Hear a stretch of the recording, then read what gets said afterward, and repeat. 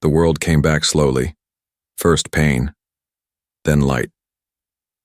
Eli Ward opened his eyes to the white ceiling of a medical pod. His body ached. His chest felt like it had been hit by a starship.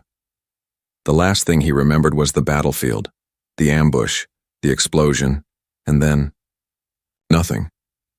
Now, he was alive, and very confused. The pod clicked open. Cool air touched his skin. His arms were wrapped in healing bands. Tubes ran from his neck to the machine beside him. He groaned and tried to sit up. That's when he saw her. She was kneeling at the side of his bed. Young, slender, blue-skinned. Her silver hair was tied in a loose braid falling over her shoulder. She wore a simple gray robe, thin, worn, and dusty. Her wrists had faint marks, like old restraints had once bruised them. But what shocked Eli the most was the collar around her neck. Thin metal, blinking with a soft blue light. She looked down, at the floor, her hands folded in her lap. Not moving, not speaking, just waiting. Eli stared. He coughed once, then asked, "Who are you?" Her voice came out like a whisper. "I am Nara, your reward." Eli blinked. "What?" She looked up slowly. Her eyes were big and bright, purple, almost glowing. "You are alive. You returned victorious." They said, "I belong to you now." Eli shook his head. He looked around the room. No doctors, no officers, just him and her. "What do you mean, belong to me?" he asked. "They gave me," she said. "Because you fought well." Her tone was soft, flat. No emotion, as if she wasn't surprised by any of this, as if she had been given away before. Eli sat up fully now, ignoring the pain in his ribs. He looked her over again. Thin arms, dirt on her feet, no shoes. The robe barely reached her knees. He felt his stomach twist. This wasn't a gift. This was a prisoner. He tried to stand, but staggered. Nara moved fast. She reached forward to help him, but stopped halfway. Her hands froze in the air, trembling. "Please," she said quickly. "Don't be angry. I meant no harm."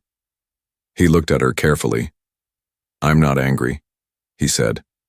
"I just don't understand. Why would they give me a person?" Nara didn't answer right away, then she whispered, "Because to them I am not a person." Silence filled the room.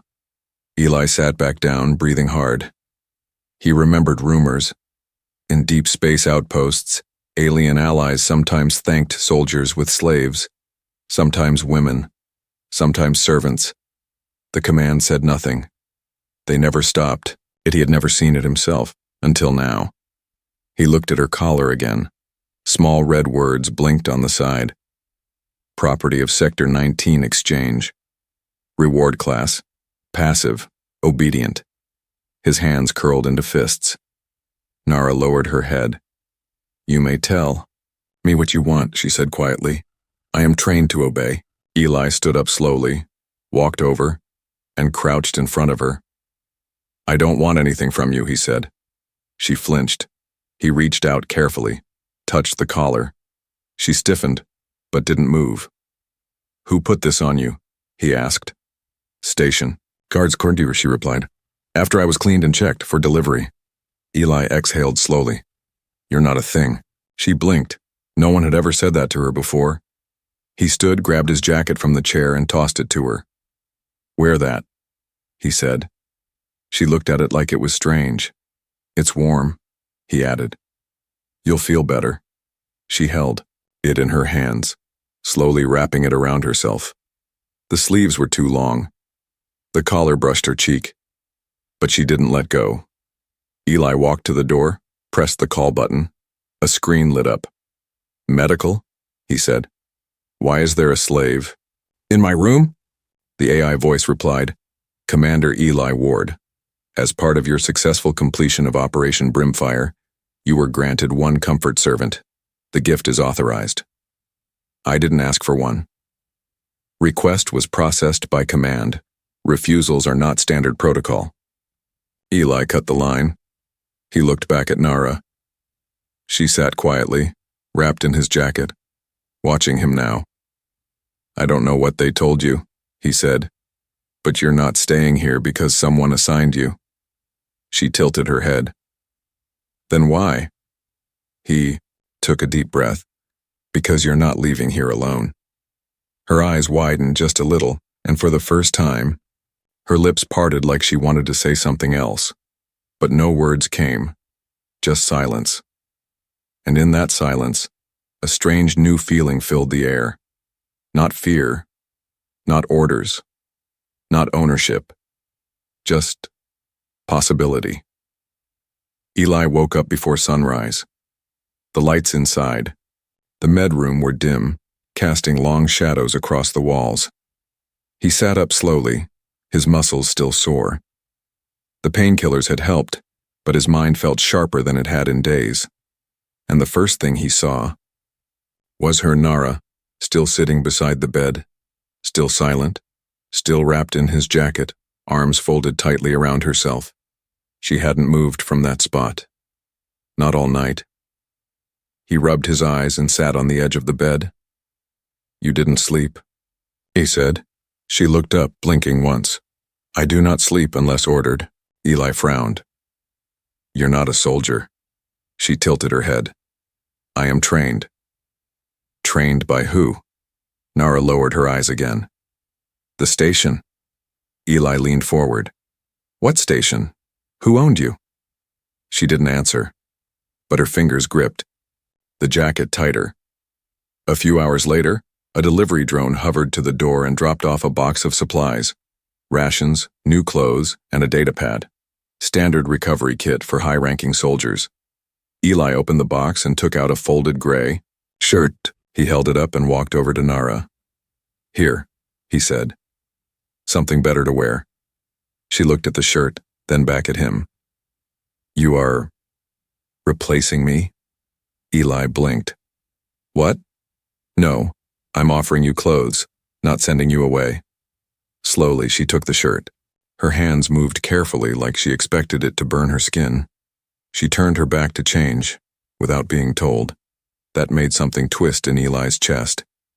When she sat back down, she looked different, cleaner, less like a forgotten gift and more like a person. He handed her a ration bar. She held it with both hands and stared at it. "Have you had one of these before?" She shook her head. "Not real food, mostly paste." "Then this will taste like a feast." She took a small bite, chewed slowly, and for the first time, she smiled. Just a little. But it was real. They didn't talk much that morning. Eli read through the medical files and replayed his helmet footage from the mission. He'd been hit during a perimeter breach, plasma fire, close combat. He remembered killing 3 raiders before the explosion knocked him cold. According to the report, he'd saved over 20 lives. Command had been impressed. Too impressed. That's why they sent him a reward. He scrolled through the system logs.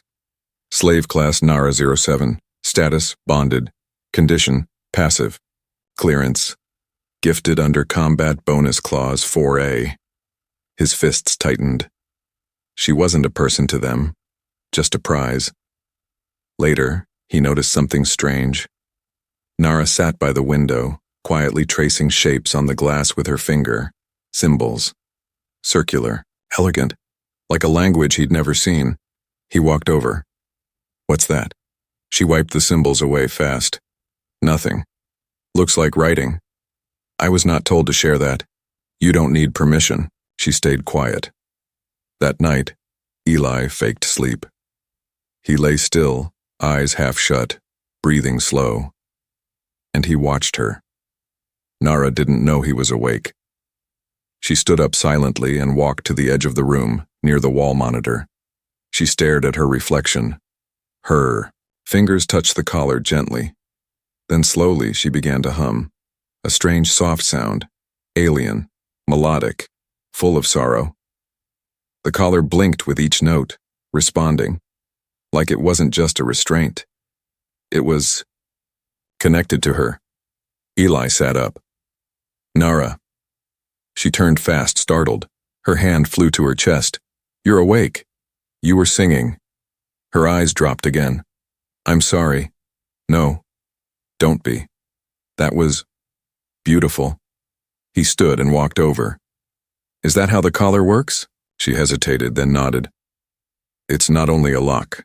It listens. It learns. It punishes. If I break the limits. What limits? Voice, movement, emotion.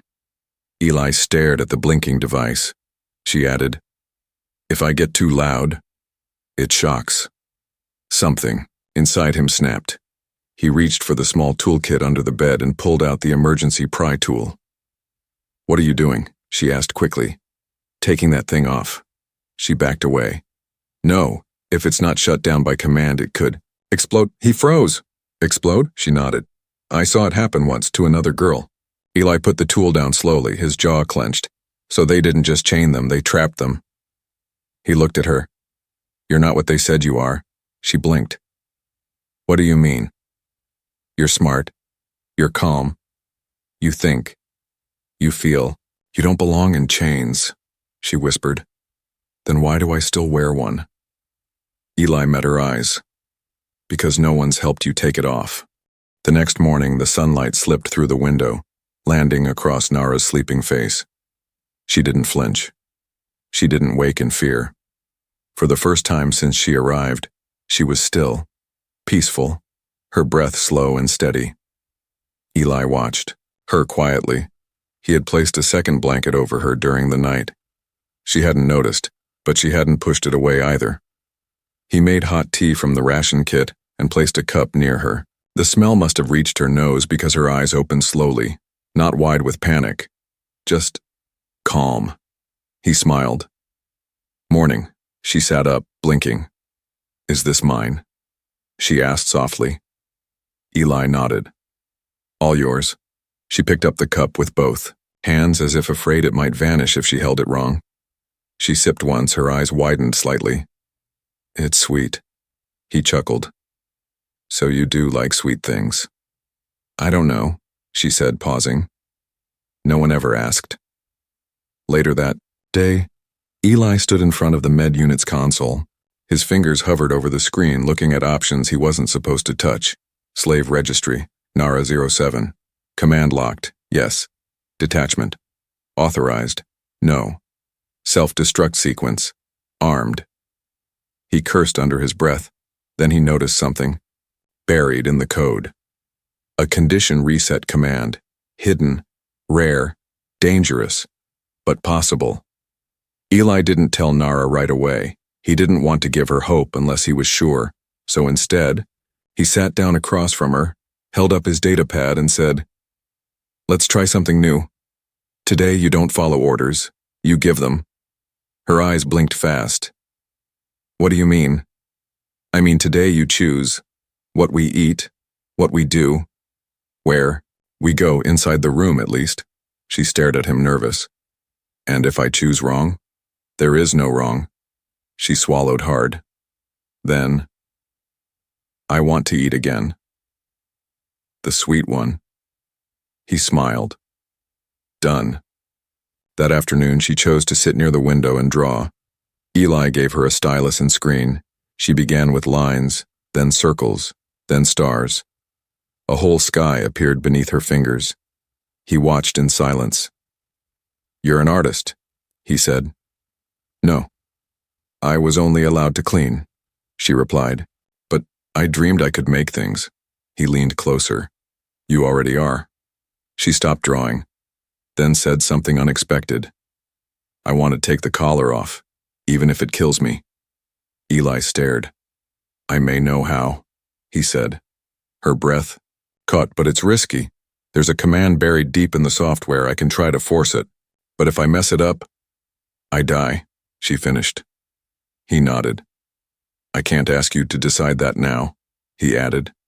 Nara looked down, then whispered, I'd rather die as me than live as nothing. That night, he made the choice. He set up the tools. He disabled the room's AI watcher. He opened the collar's access port. Nara sat still, her eyes locked on his face. I'm scared, she said. So am I, he replied. But we do it anyway? He looked her in the eye. Yes. Because we do it together. He entered the code. The collar blinked red. Warning. Beep. Beep. Beep. Eli pressed the override key. A final light flashed, then silence. Click. The collar dropped to the floor. Nara didn't move. She reached up slowly, fingers touching her bare neck. She blinked fast. It's gone, she whispered. Eli exhaled, shaking. You're free. She looked at him, and for the first time, her hands didn't tremble. Later, she stood in front of the mirror, touching her skin, watching her own reflection. Her voice was quiet. I don't know who I am without it. Eli stood behind her. You're Nara. She turned, tears in her eyes. I was given as a reward, but you gave me something else. He nodded. Yourself. She stepped forward and hugged him. No fear, no orders, no chains, just heart. The collar was gone, but the silence it left behind was loud. For hours after Eli had removed it, Nara sat near the wall, knees pulled to her chest, touching her bare neck, as if trying to believe it was real. No lights, no beeps. No pain when she moved too quickly. Freedom should have felt like sunlight, but instead it felt like standing at the edge of a cliff. No chains, but nothing holding her steady either. Eli didn't rush her. He kept to his side of the room, fixing, his gear sharpening a small blade, brewing tea again, things that gave her time and space. But every now and then his eyes drifted toward her, and each time he saw something changing, not fast but real. That night, Eli placed a warm bowl of stew on the table. I didn't know what you like, so I made everything I could, he said. With a tired smile, Nara stood slowly and walked over. She stared at the food. Can I eat before you? He blinked. Of course. She sat down, slowly, carefully. She picked up the spoon and took one bite, then another. She looked at him. Waiting for punishment, it didn't come, only his voice. You don't have to look for my approval, Nara. She swallowed hard. Then what do I look for? Eli sat across from her. You look for what makes you feel full, inside. Not just your stomach. After dinner, she pointed to the small screen on the wall. Can I choose something to watch? Eli gave a half smile. Go ahead. Anything. She hesitated, then pressed the controls. Soft music filled the room, a video of a small earth garden blooming in time-lapse. Flowers opening, bees flying, rain falling over green leaves. She stood and watched it from up close, her eyes locked on the screen. Then, without warning, she laughed, a small sound. Quick, but full of something new. Eli looked up from where he was cleaning gear. He hadn't heard that sound before. Nara, she turned. Her face was different now. Her shoulders weren't tight. Her lips curled slightly, and in her glowing eyes was the first spark of something he had never seen in her before. Joy. I thought flowers were fake, she said. Why? Because, on the station they used fake ones, said real plants were wasteful. Eli chuckled. That's because they never saw a garden on Earth. She stepped closer to the screen. I want to see that one day. A real one. You will, he said. I promise. Later she sat on the floor beside him, watching him carve a strip of metal into a utility hook. Her voice was quiet. Today feels like a story. He looked at her. A good one? I don't know, she said. I've never been the main character before. She asked questions now, many of them. What was Earth like? Why did humans eat so many kinds of bread? Did birds really sing, or was that a lie in the vids? Eli answered everything, and when he didn't, no, he looked it up, because watching her wonder, that was better than any mission victory. At one point, Nara picked up a spoon and stared at it. What are you doing? Eli asked, smiling. I want to try something. She placed the spoon on her palm and closed her eyes. A faint glow appeared under her skin. The spoon vibrated slightly, then lifted, just an inch, Before dropping again, she opened her eyes. Sorry, Eli grinned. Don't apologize, that was amazing. I used to hide that, she said. On the station, if they saw power, they locked us away. Not here, she looked at her hand. Then I want to grow it. Slowly. Like a flower, he said. She smiled. Wider this time. Before sleep, she curled up near the window. Not afraid. Just thoughtful. Eli placed a folded blanket beside her. She didn't move, but she whispered, Thank you for giving me a day like this. He sat down nearby, leaning against the wall. You gave it to yourself.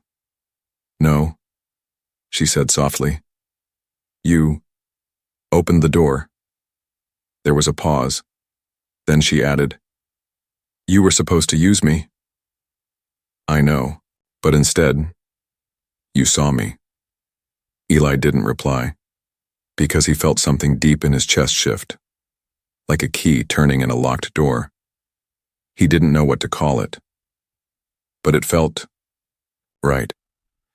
As she fell asleep, the stars outside glowed faintly through the window, and for the first time since the mission, Eli didn't feel like a soldier on leave. He felt like a man watching something rare grow in silence, not something trained, not something owned, but something that had been buried and was now blooming. The medical hold was quiet again, but beyond the doors people had started whispering. Word traveled fast on military ships, even faster when something didn't follow the rules. And nothing about Eli Ward and the alien girl staying in his room looked like regulation. In the cafeteria, 2 soldiers leaned over their trays. You hear about Eli? One said with a smirk. They gave him a reward girl. Pretty thing. Quiet. Standard stuff. Yeah? So what? He hasn't touched her. The other blinked. What, really? Swear it. Doesn't give her orders. Doesn't even call her servant. They both laughed. Guess the war broke him worse than we thought. Eli knew they were talking. He heard it in the hallways and the pauses when he entered her room, but he didn't care. Not anymore. Not when he saw Nara each morning, sitting near the window, soft glow on her skin, whispering words from a new book he'd given her. She had started reading 1 page a day, sometimes out loud, and her voice no longer sounded afraid. That morning, Nara stepped out of the med hold for the first time. Eli had cleared it with the captain. A short walk around the inner corridor, nothing more. She wore simple clothes now, no collar, no chains, just a small scarf around her shoulders and Eli's old jacket tied at the waist. Every passing soldier turned to stare. Some looked curious, some looked confused, some looked angry. In the mess hall, a tall officer stepped in front of her. He wore red trim, security. Class. His eyes narrowed. What is this, Ward? Her name is Nara, Eli replied calmly. She was classified as passive reward class, wasn't she? Is this some kind of joke? Nara looked down, uncomfortable. Eli stepped forward, placing himself between them. She's a person. She doesn't answer to you, the officer laughed coldly. You bond with a slave and now you teach her attitude too? He reached toward her scarf, fast, but not fast enough. Nara moved, a quiet shift. One hand grabbed the officer's wrist, not tight, just enough to stop him. Her voice was low but clear. I am not his property, but he is mine. Silence fell around. Them. The officer pulled back, stunned. Eli didn't speak. He didn't need to, because Nara had already said what mattered. Later, back in the room, Eli sat down beside her. You okay? She nodded. You didn't have to do that. She looked at him. Yes, I did. They don't see you the way I do. You protected me when I had nothing. Now I protect you. Eli let out a quiet breath. You don't owe me anything. Nara placed her hand on his. That's why it means more. That night the whispering didn't stop, but something changed. A few soldiers stopped to nod at Eli. A technician handed Nara a datapad and said, Thought you might like this. It's got stories. One medic smiled and said, You're lucky. Most reward girls don't last long, Nara replied gently. I'm not a reward, I'm a choice. The medic paused, then nodded. At the center of it all, Eli watched her. She had entered his life as a silent shadow. Now she walked beside him like sunlight after a long storm. She didn't follow him. She stood with him, and every day her steps became steadier.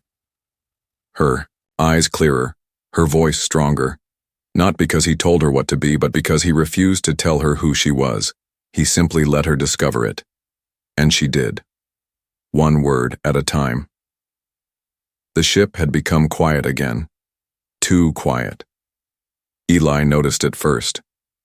The way officers moved faster through corridors. The way security drones hummed just a little louder. A coded alert passed through the ship's systems, quiet but urgent. Something was wrong. That morning, Nara didn't sit by the window. She stood, in the middle of the room, eyes wide, skin dim. Her hands trembled at her sides, though she said nothing. Eli looked up from his tablet. What's wrong? She didn't answer. She stared past him as if listening to something he couldn't hear. Nara, her voice came out in a whisper. They're here. Eli froze. Who? She turned to him, pale. The ones who made me. 20 minutes later, confirmation came. A stealth ship had been detected near the edge of the system. No ID, no response. To comms, no weapons deployed. But the signal match was clear. Sector 19 Biolab Transport, the place where Nara had once been held, where she'd been cataloged, trained, controlled. And now, they were here to take her back. The captain summoned Eli to the bridge. I've already spoken to command, she said. Their laws don't apply in this system.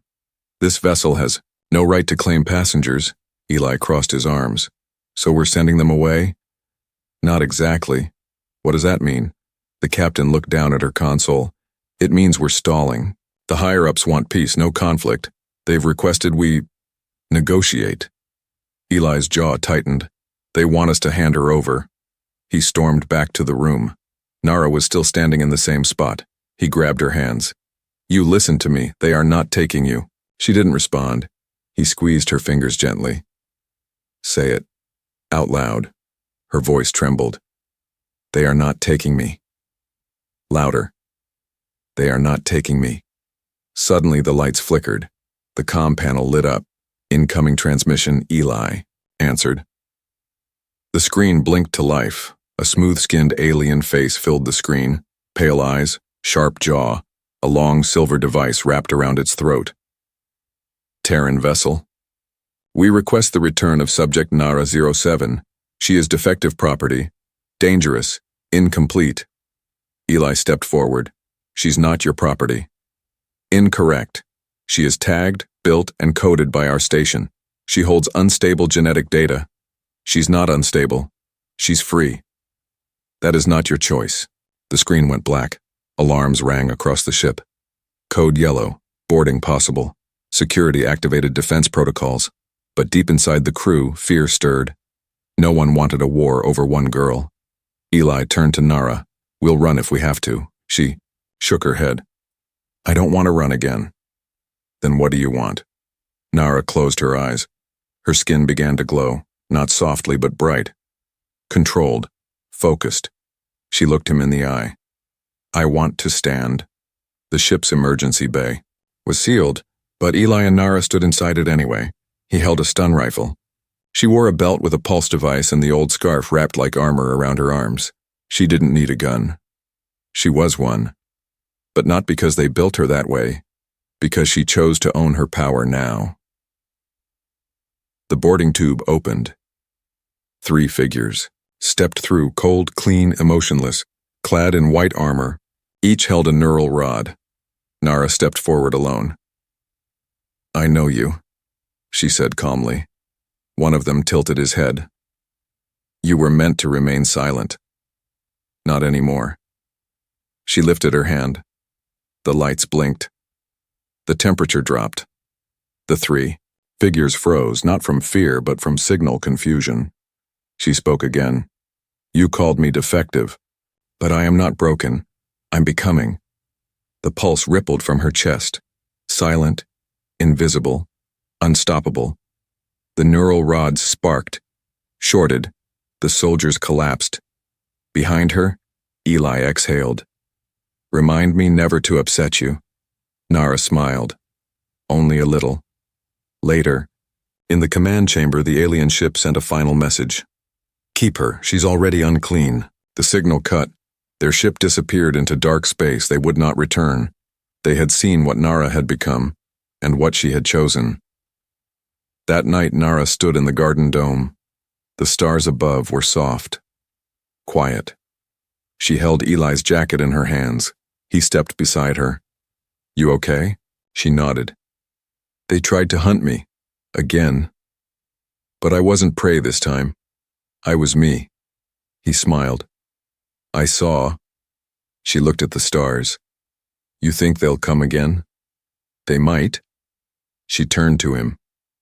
Then I'm glad I'm not alone anymore. And under the sky she once feared, Nara finally felt something stronger than power. Peace. Because she wasn't hiding anymore. She was ready. The report was short. Hostile ship withdrawn. No lives lost. Target secure. No action recommended. The military loved short reports. Simple answers. No feelings. But Eli Ward sat in the captain's quarters staring at that line, knowing the truth was much deeper. Nara hadn't just been secured. She had won her own war, and now came the part no one trained soldiers for. What happens next? The ship had docked at Station Varus 12, a peaceful Terran outpost near the edge of the galaxy. A quiet place where soldiers rested, where displaced people were processed, where decisions were made in clean white rooms by people who spoke softly and smiled without meaning it. Eli and Nara had been called in, together.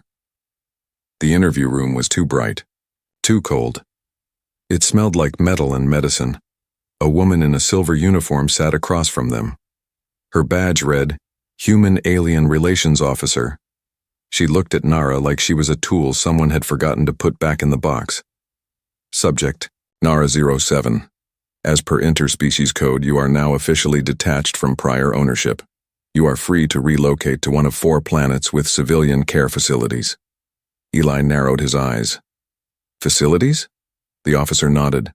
Peaceful, safe, monitored. Nara didn't speak. Eli leaned forward. She doesn't need a cage with windows. The officer raised an eyebrow. You think you're responsible for her now?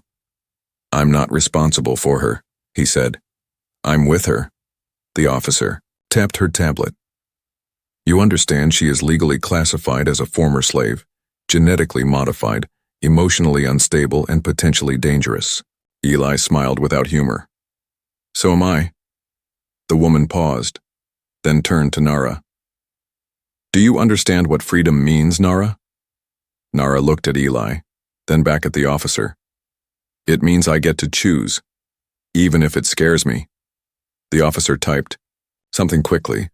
Do you want to stay with this man? Nara answered before the question finished. He's not mine, but I am his, because I say so. The room fell silent.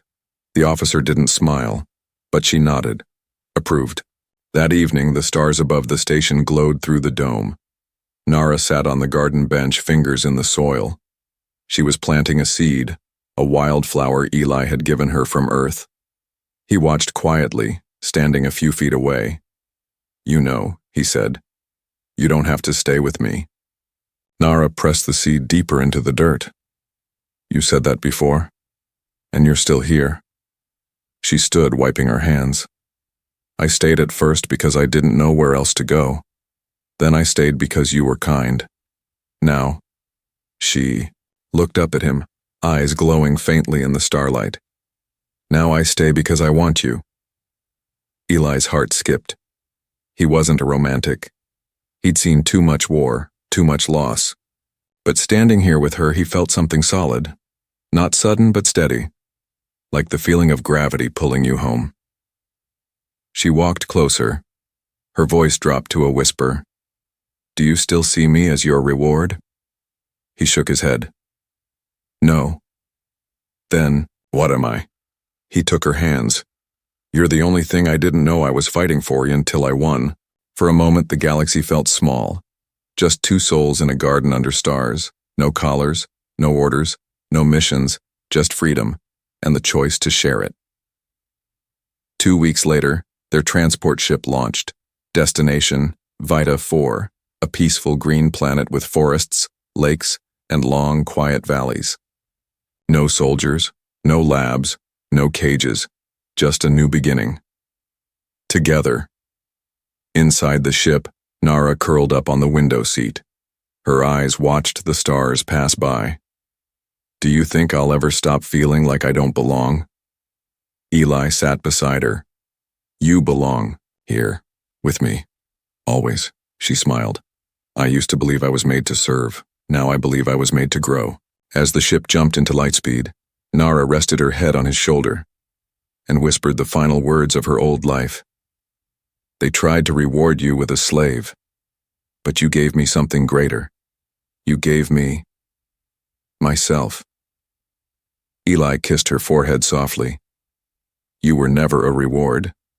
You were the reason.